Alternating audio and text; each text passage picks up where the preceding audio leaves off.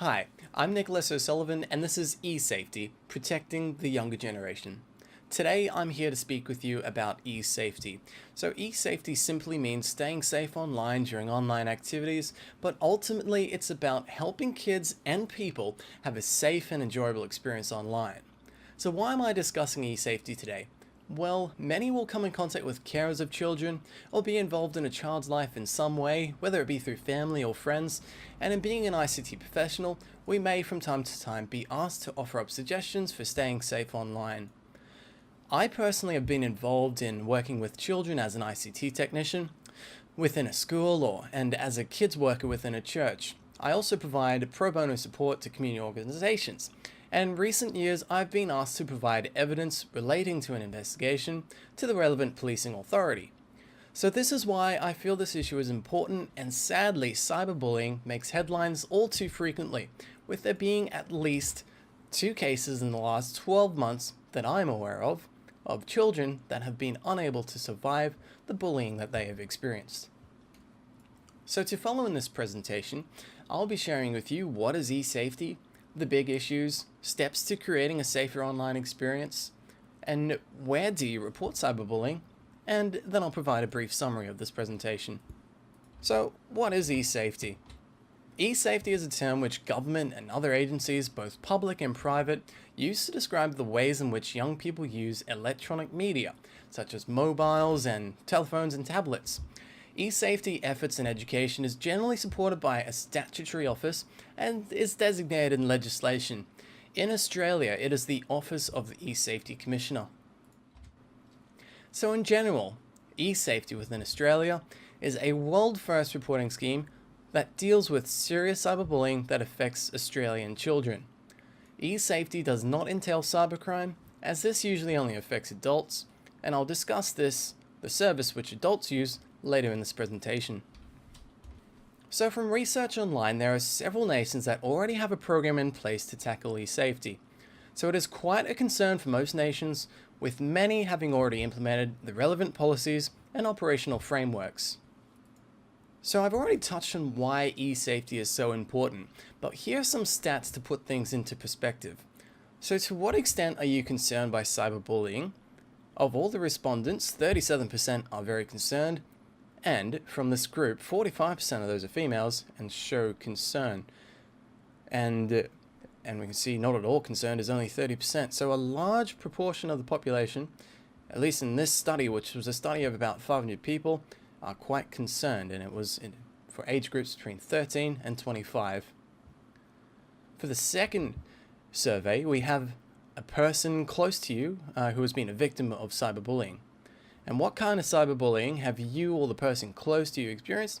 And in most cases, it has been embarrassing unwanted contact, threatening messages, sexist attacks, and we can see all the stats are there. So what are some of the big issues? Well, as we can see here, there are 6 main issues: cyberbullying, online pornography, nudes, sexting, gaming, unwanted contacts, and grooming. So cyberbullying is currently not defined in law. So in general, bullying using electronic media is largely uncharted territory, but here it is defined in a report in the Journal of Child and Psychology and Psychiatry. So it is defined as the aggressive intentional act carried out by a group of individuals using electronic form of contact repeatedly and over time against a victim who cannot easily defend him or herself. So that's the basis of cyberbullying. Signs of cyberbullying can vary by age, but in general there are no real ways to prevent cyberbullying, but by educating children in digital intelligence does instill good habits for children. And these habits can be respect, empathy, critical thinking, responsible behavior, and resilience. So pornography, nudes, and sexting, another big issue.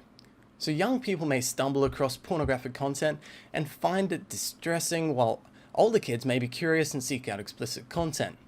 Nudes and sexting, it's illegal, and both Commonwealth and state laws apply even for minors of similar ages. So it's important that children are aware of the laws.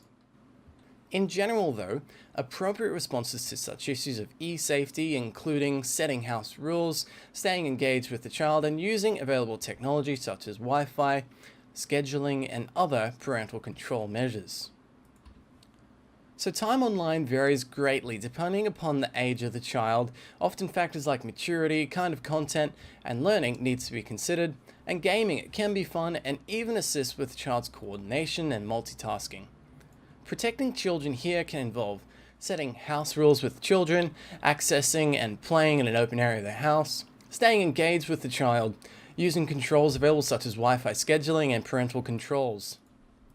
Unwanted online contact is a communication that a child finds unpleasant or confronting. Unwanted contact can originate from strangers or online friends, which have never been met face to face, or from someone that they actually know. Protecting children here can involve privacy controls, staying involved with the child's online presence, setting a profile to private on a gaming website so only real friends can see that profile or want people that they share that link with, building trust with the child, teaching the child the signs of inappropriate contact. These all prove useful in preventing unwanted contact online. So how do we go about creating a safer online experience? Well, as an ICT professional, some of the security measures that can be recommended to assist parents and carers in keeping young persons safe start with identifying and then by selecting the appropriate technical control measure. Of course, there are non-technical measures, which I have outlined here.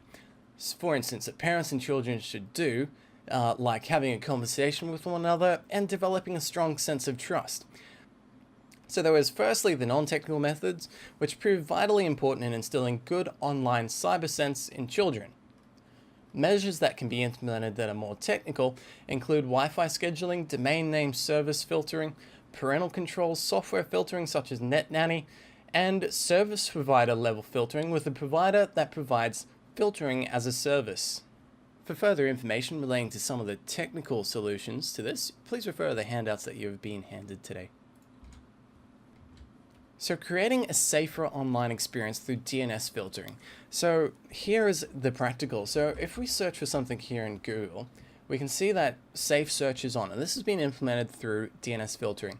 There is also a way that you can set it up through signing into your account on Google, but the true way to do it is to do it through DNS filtering. So it's set up on Google, but if I go to Bing as well, I've got it also set up here. So if I search for a word that is not appropriate, we can see that those results are blocked. Now if I go to images, it is also blocked there as well. Now if I go to a test website here, now we'll see that we are greeted with a block page. So this is a phishing threat in this sense. But if we go to another website, we'll see that we are also greeted with another block page, and this is due to content filtering, and this is something that DNS filtering enables. So the other way that you can create filtering within your household using your Wi-Fi modem and your network gateway is to implement Wi-Fi scheduling. And this basically works by enabling a time slot that devices can access the Wi-Fi network at. And some modems, like this one here, you can actually block domain names as well. So for children, it's really easy to report cyberbullying. In fact, schools have systems in place to ensure action is taken on matters that occur both in and outside of the school grounds. But if you're looking to report an incident at home, as a parent or a guardian, it's simply a matter of going to esafety.gov.au and following the three-step process.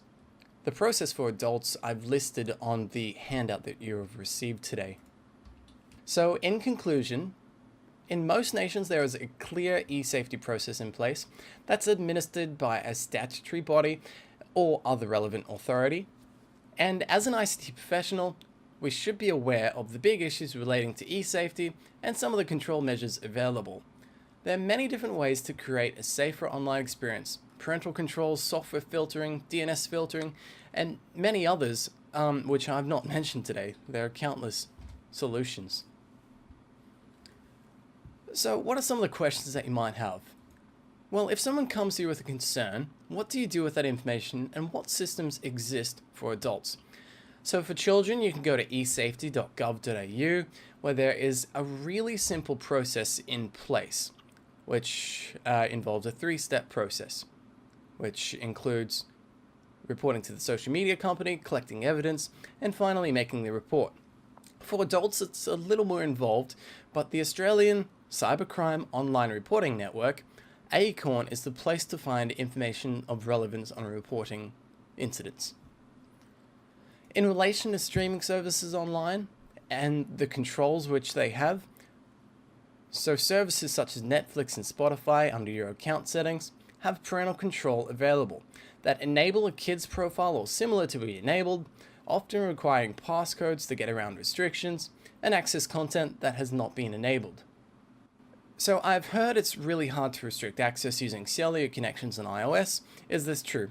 Yes, so typically it has been a problem, as when a device uses a cellular connection, that provider's DNS will be used, and this is good for good reason, because most mobiles are normally connected through a NAT type setup. So in researching, there is actually a service that offers free of charge filtering, and that's called Telstra Mobile Protect, and this enables features such as filtering and other control measures. There are also internet service providers out there that will provide service level filtering for the internet connection that they provide. So I hope this presentation has been helpful to you today. If you would like to speak with me after the class, please send me an email to nick.o'sullivan@cqmail.com. Thank you for listening.